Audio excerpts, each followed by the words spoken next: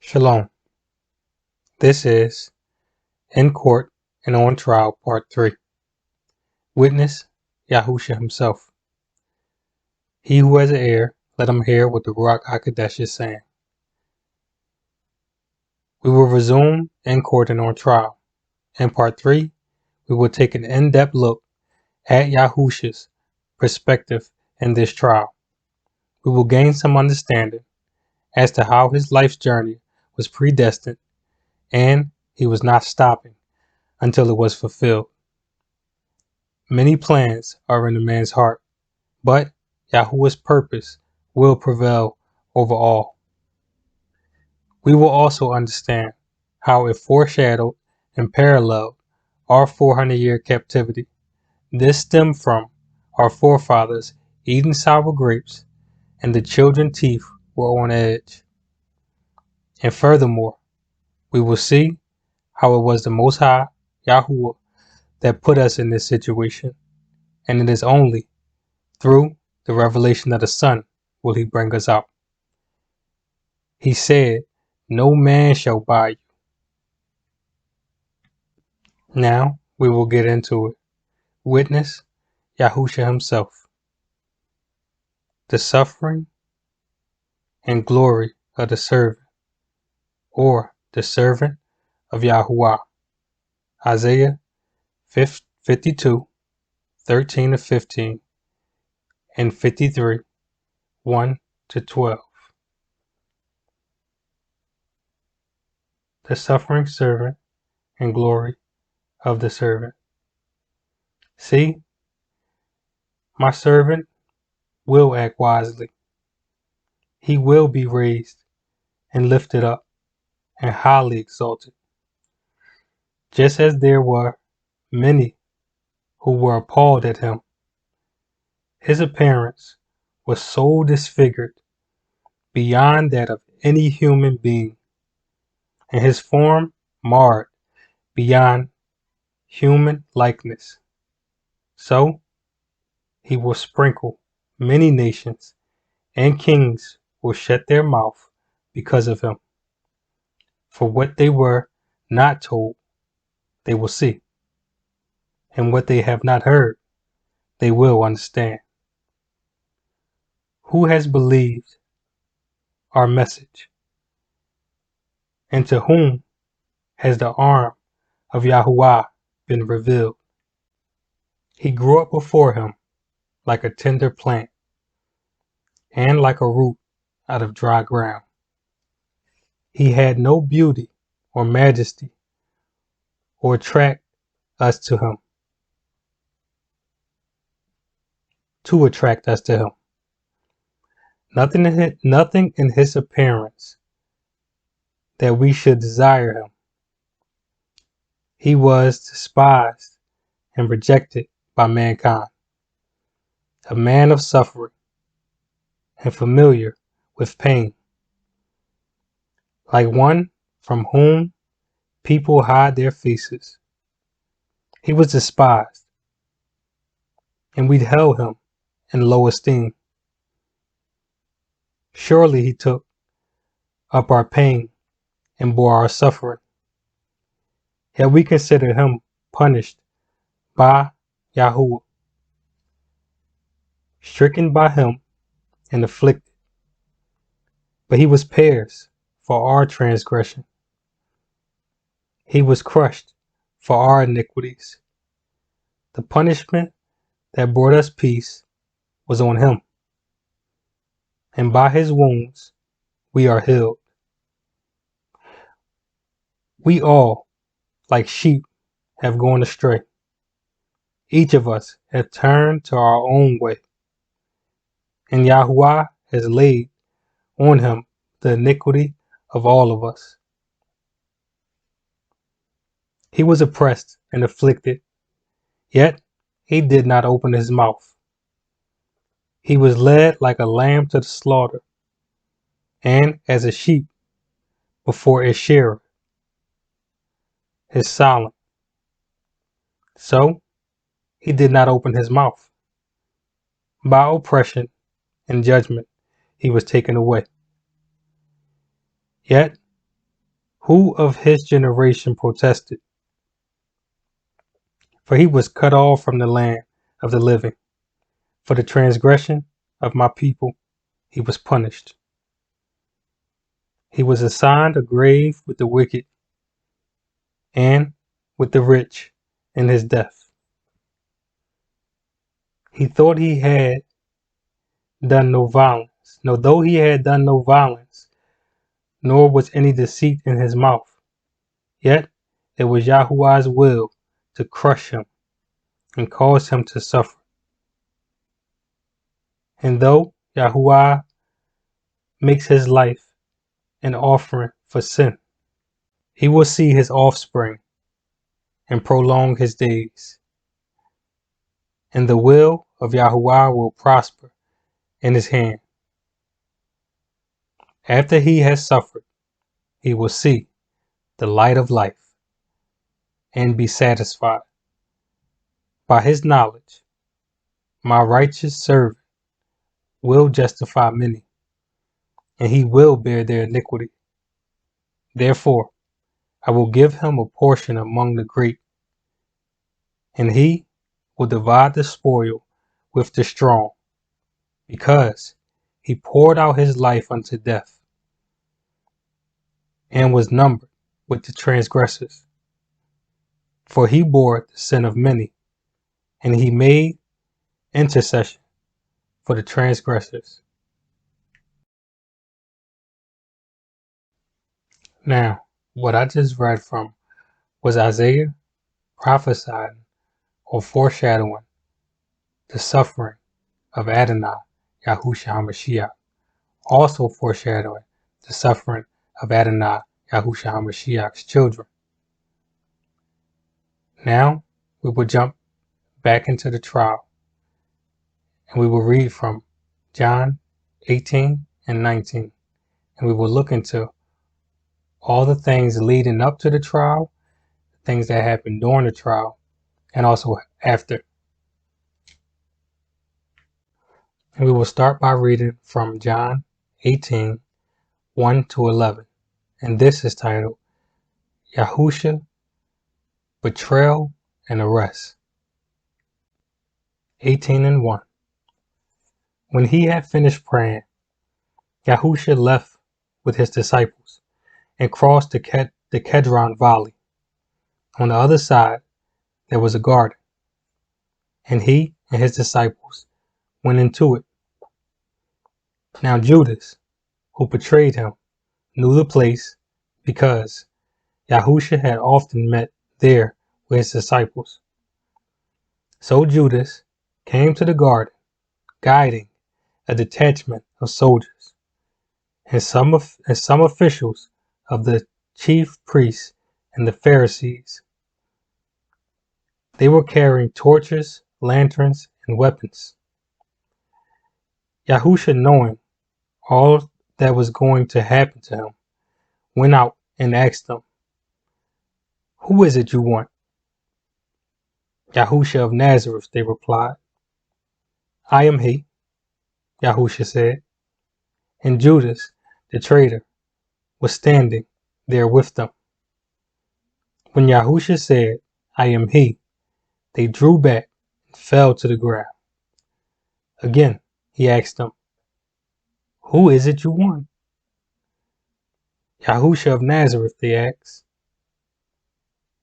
Yahusha answered, "I told you that I am he. If you are looking for me, then let these men go."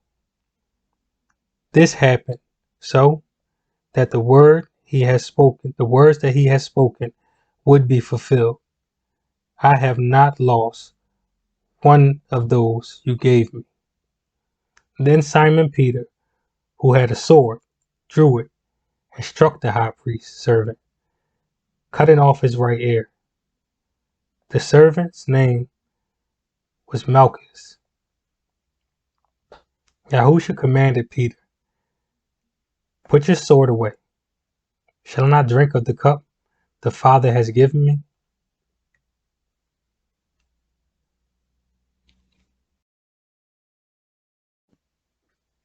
This is John 18:12-27, Peter's denial, and Yahusha before Yahudim authorities. 18:12. Then the detachment of soldiers with its commanders and the Yahudim officials arrested Yahusha. They bound him and brought him first to Annas, who was the father-in-law of Caiaphas, the high priest, in that year. Caiaphas was the one who had advised the Yahudim leaders that it would be good if one man died for the people. Simon Peter and another disciple were following Yahusha because this disciple was known to the high priest. He went with Yahusha into the high priest's courtyard, but Peter had to wait outside at the door. The other disciple, who was known to the high priest, came back, spoke to the servant girl on duty there, and brought Peter in. "You aren't one of this man's disciples, too, are you?" she asked Peter. He replied, "I am not." It was cold, and the servants and officials stood around the fire they had made to keep warm. Peter also was standing with them, warming himself. Meanwhile, the high priest questioned Yahusha about his disciples and his teaching. "I have spoken openly to the world," Yahusha replied. "I always taught in the synagogues, or at the temple, where all the Yahudim came together. I said nothing in secret. Why question me? Ask those who heard me. Surely they know what I said." When Yahusha said this, one of the officials nearby slapped him in his face. "Is this the way you answer the high priest?" he demanded. "If I said something wrong," Yahusha replied, "testify as to what is wrong. But if I spoke the truth, why did you strike me?" Then Ananias sent him bound to Caiaphas, the high priest. Meanwhile, Simon Peter was still standing there, warming himself. So they asked him, "You aren't one of this man's disciples, too, are you?" He denied it, saying, "I am not." One of the high priest's servants, a relative of the man whose ear Peter had cut off, challenged him. "Didn't I see you with him in the garden?" Again, Peter denied it. And at that moment, a rooster began to crow.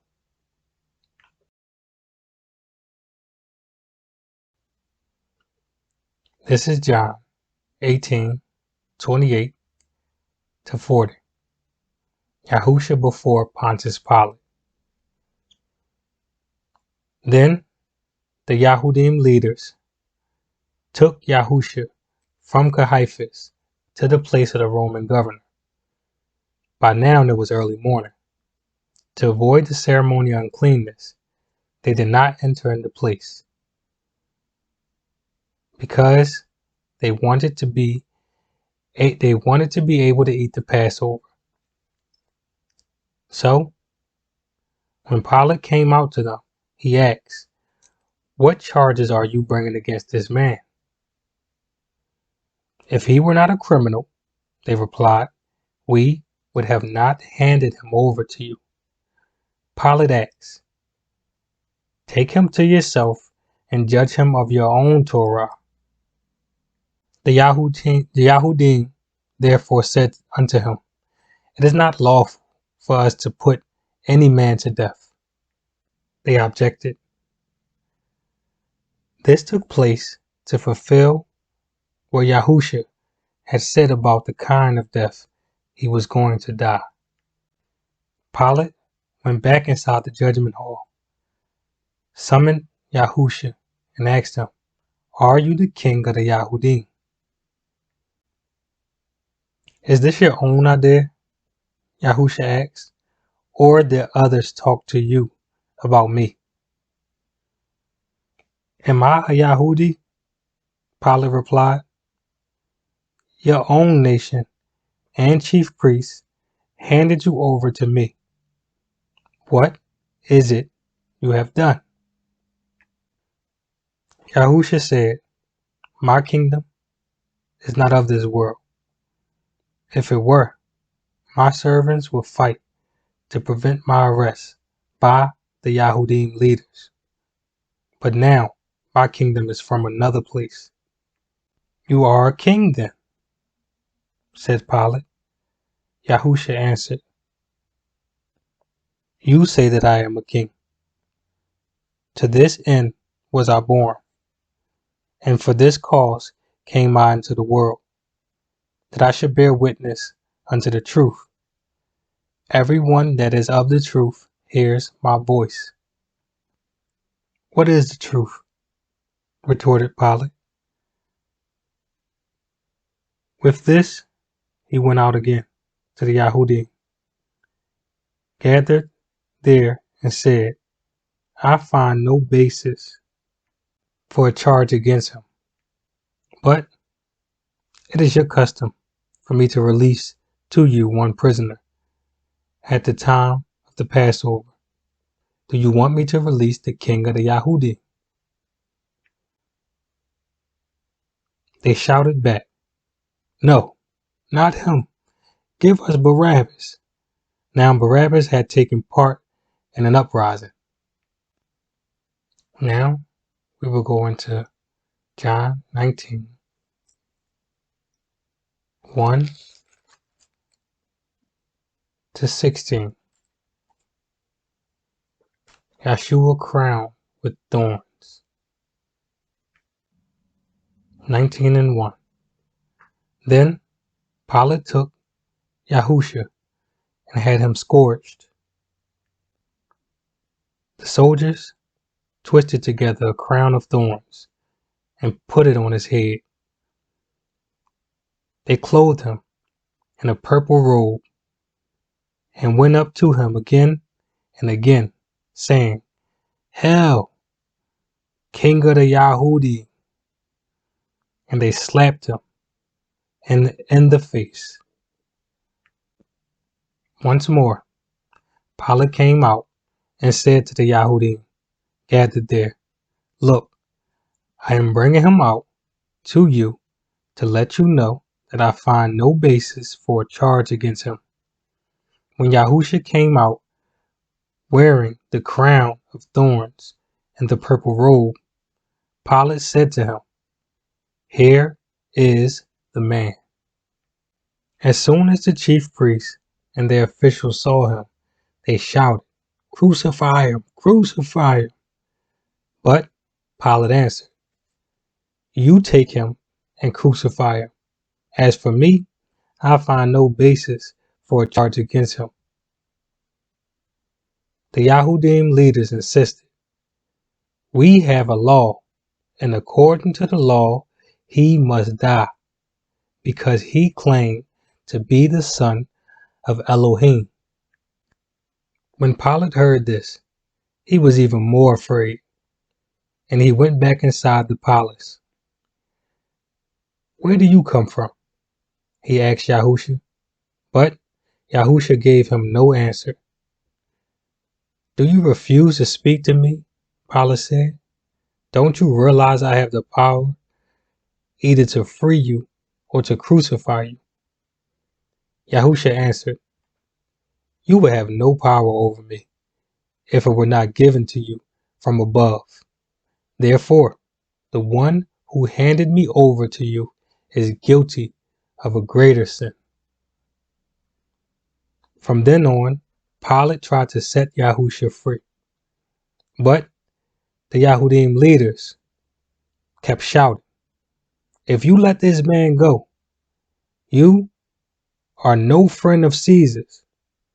Anyone who claims to be a king opposes Caesar. When Pilate heard this, he brought Yahusha out and sat down on the judge's seat at a place known as the stone pavement, which in Aramaic is Gabbatha. It was the day of preparation of the Passover. It was about noon. Here is your king, Pilate said to the Yahudim. But they shouted, take him away, take him away, crucify him. Shall I crucify your king? Pilate asked. We have no king but Caesar, the chief priest answered. Finally, Pilate handed him over to them to be crucified. Now we will go into John 19:17 to 27. And we'll also finish up the last line in verse 16. And this is titled, Yahusha Crucified. So the soldiers took charge of Yahusha. Carrying his own cross, he went out to the place of the skull, which in Hebrew is called Golgotha. There they crucified him with two others, one on each side and Yahusha in the middle. Pilate had wrote a title and fastened it to the cross. It read, Yahusha of Nazareth, the King of the Yahudim. Many of the Yahudi read this sign, for the place where Yahusha was crucified was near the city, and the sign was written in Hebrew, Latin, and Greek. The chief priests of the Yahudi protested to Pilate, do not write the King of the Yahudi. But this man claimed to be the King of the Yahudi. Pilate answered, what I have written, I have written. When the soldiers crucified Yahusha, they took his clothes, dividing them into 4 shares, one for each of them, with the undergarments remaining. This garment was seamless, woven in one piece from top to bottom. Let us not tear it, they said to one another. Let's decide by lot who gets it. This happened that the scriptures might be fulfilled that said, they divided my clothes among them and cast lots for my garment. So this is what the soldiers did. Near the cross of Yahusha stood his mother's sister, Mary, the wife of Caiaphas, and Mary Magdalene. When Yahusha saw his mother there and the disciples whom he loved standing nearby, he said to her, Woman, here is your son. And to the disciples, here is your mother.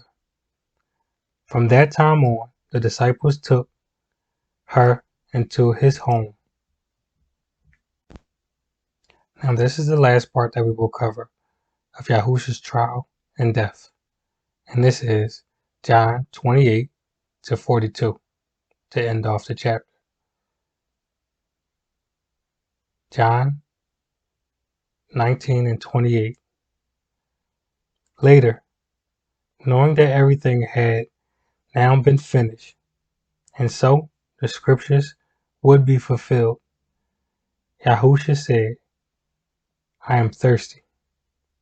A jar of wine vinegar was there, so they soaked a sponge in it,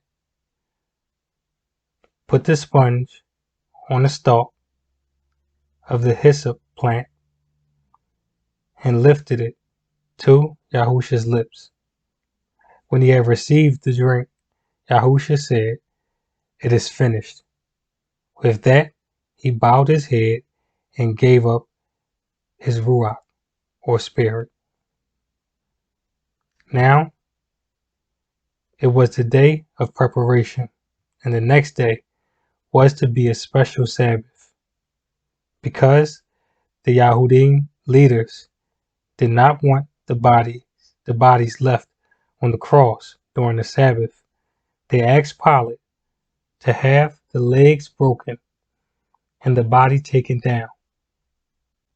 The soldiers therefore came and broke the legs of the first man who had been crucified with Yahusha, and then those of the other. But when they came to Yahusha and found that he was already dead, they did not break his legs. Instead, one of the soldiers pierced Yahusha's side with a spear, bringing a sudden flow of blood and water. This man who saw it has given testimony, and his testimony is true. He knows that he tells the truth, and he testified so that you may believe. These things happen so that the scriptures will be fulfilled. Not one of his bones will be broken. And as the other scripture says, they will look on the one they have pierced. Later, Joseph of Arimathea asked Pilate for the body of Yahusha.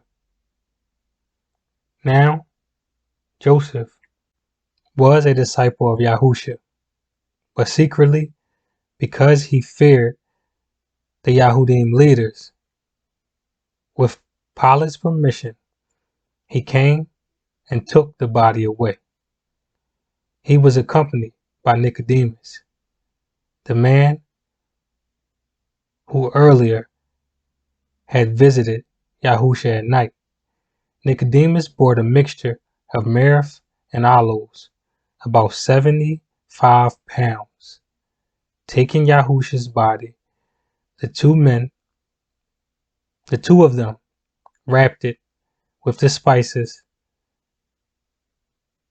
and stripes of linen. This was an ordinance with the Yahudim burial customs. At the place where Yahusha was crucified, there was a garden, and in the garden a new tomb, in which no one had ever been laid, because it was the Yahudim's day of preparation. And since the tomb was nearby, they laid Yahusha there. Now, as we all know, Yahusha was crucified and laid to rest. And on the third day, he rose again, was seen by many, and gave the Ruach HaKodesh unto his disciples. And on a later date, we will go into the resurrection.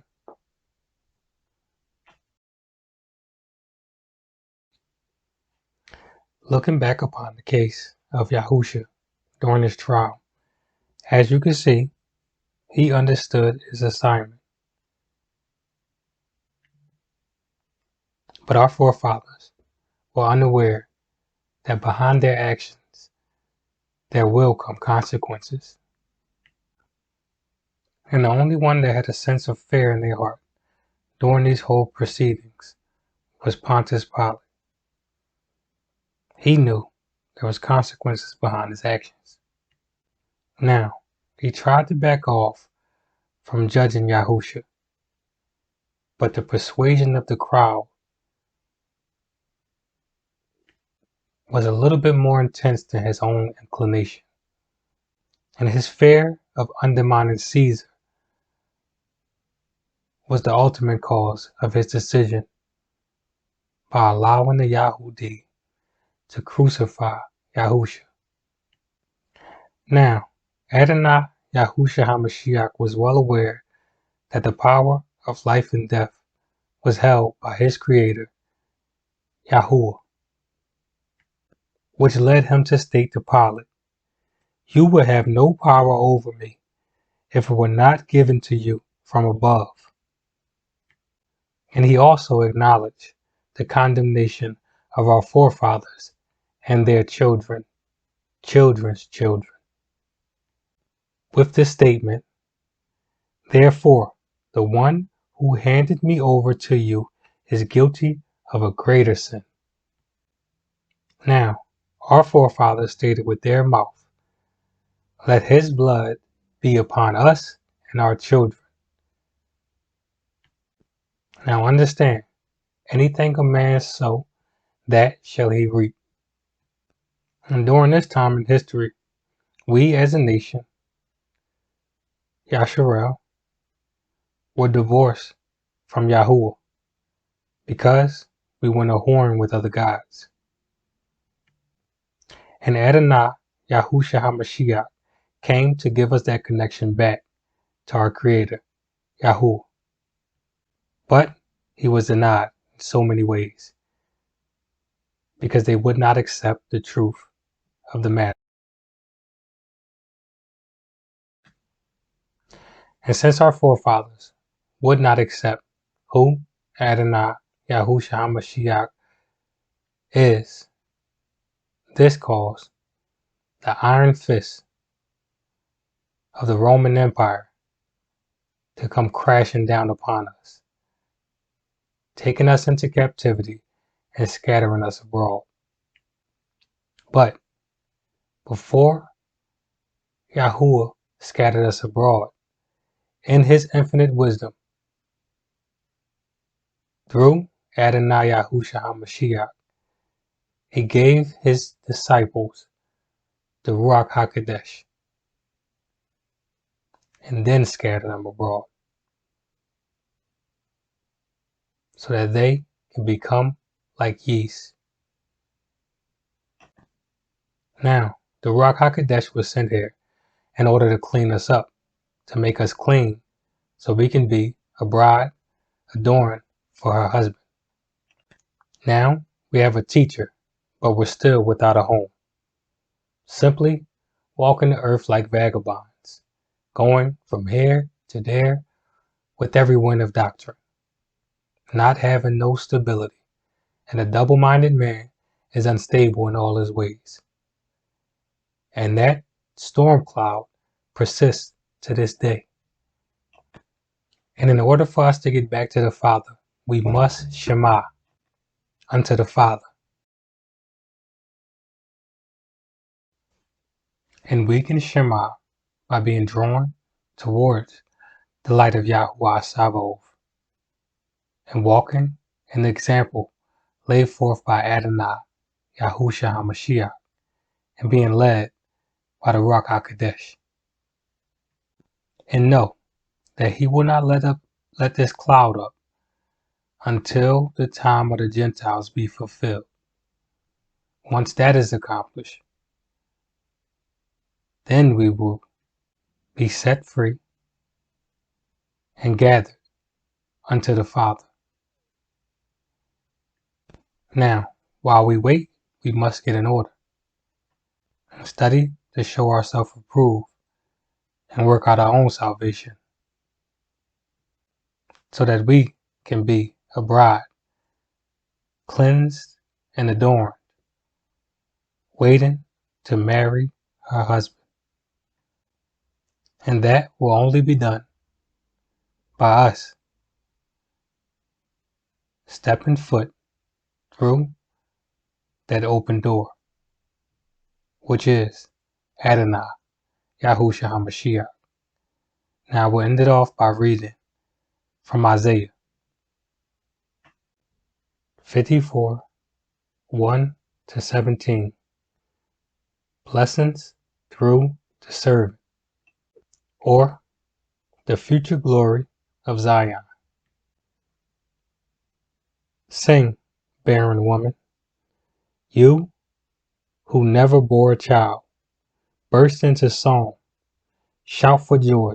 You, who were never in labor, because more are the children of the desolate woman than of her who has a husband, says Yahuwah. Enlarge the palace, enlarge the place of your tent. Stretch your tent curtains wide. Do not hold back. Lengthen your cords, strengthen your stakes, for you will spread out to the right and to the left. Your descendants will dispose nations and settle in their desolate cities. Do not be afraid. You will not be put to shame. Do not fear disgrace. You will not be humiliated. You will forget the shame of your youth and remember no more the reproach of your widowhood.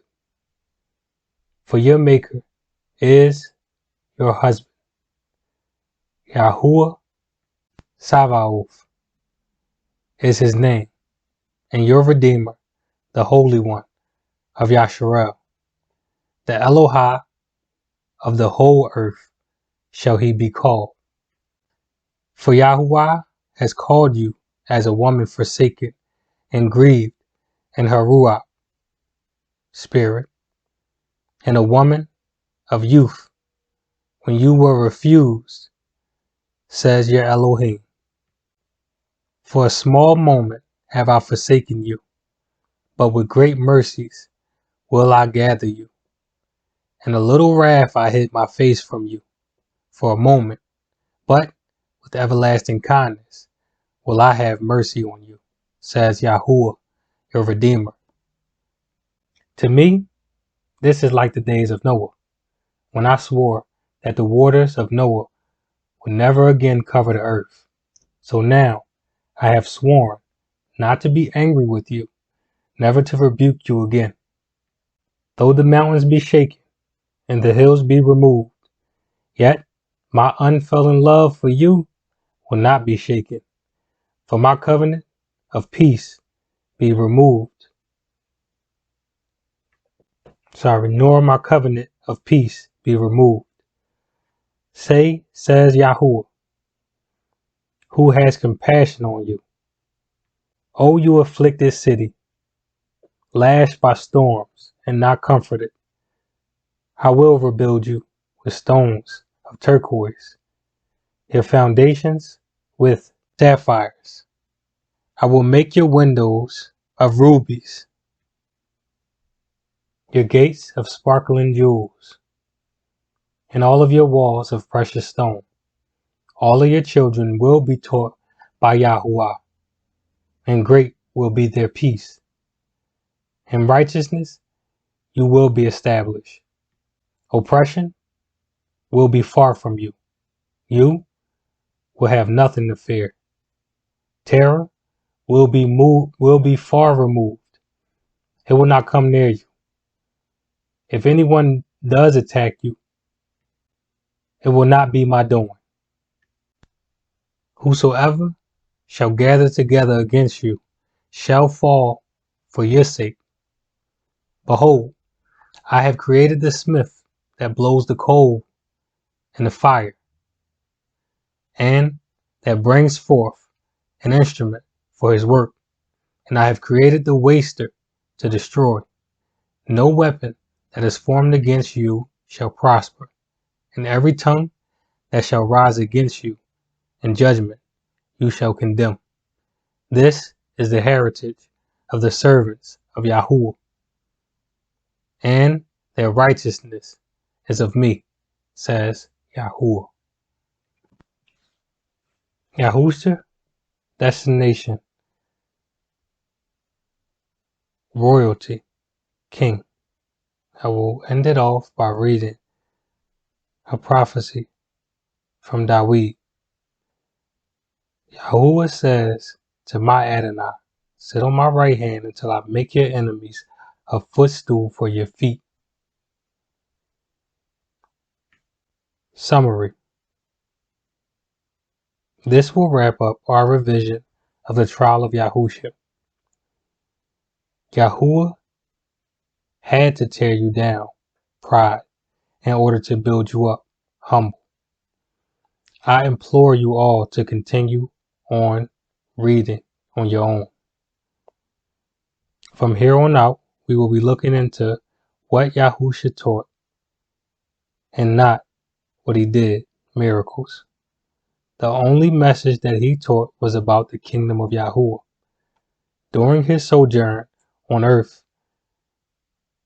that was his opening statement and also his closing statement. His opening statement, the kingdom of heaven or Yahuwah is here. Closing statement, told his disciples, go into all the world and teach the Besorah, good news, to every creature.